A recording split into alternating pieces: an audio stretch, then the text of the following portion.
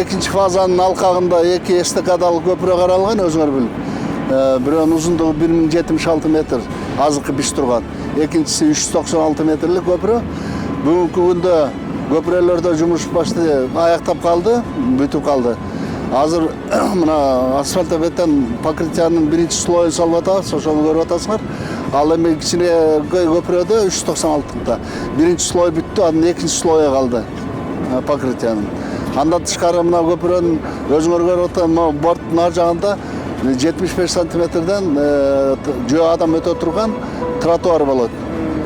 Бул тротуарлар толугу менен көпүрө ошол где-то тротуарлар менен кошкондо ноябрдын аягында толук кандуу бүтөт деп. Азыр болсо могу машина өтө турган жолу бүттү.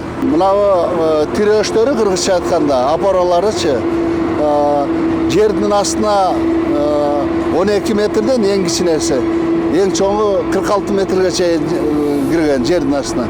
Ал эми жердин үстүнкү бөлүгүндө 40 метрге чейин максималдуу бийиктиги.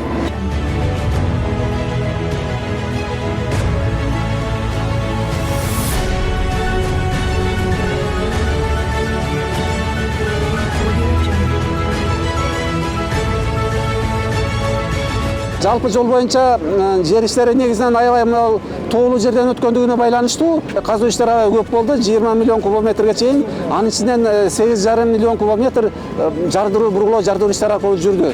Бул бирөөздөр работа деп коет, ошол аябай татаал болду.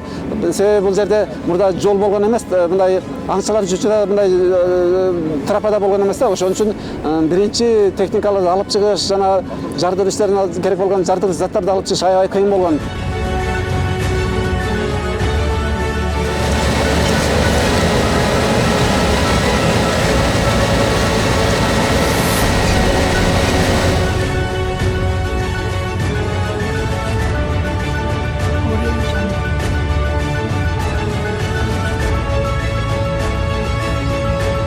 Бул көпүрөдө 33 миң куб бетондон, сапаттуу бетондон ашык бетон коротулган, 5 миң тоннадан ашык арматура иштетилген. Анан негизи экинчи фаза бул долбоордун эң эле оор, эң эле татаал жана эң эле кооз бөлүгү деп айта алам.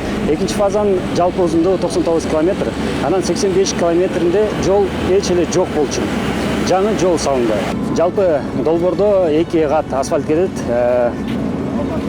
Жөнөкөй асфальт бул көпүрөдө азыр 5 сантиметр, 5 сантиметрден кийин дагы 5 сантиметр калыңдык менен щебеночно-мастичный асфальт деп коебуз. Аны бул долбоордо алгачкы жолу иштелип, ушул долбоордо салынып атат.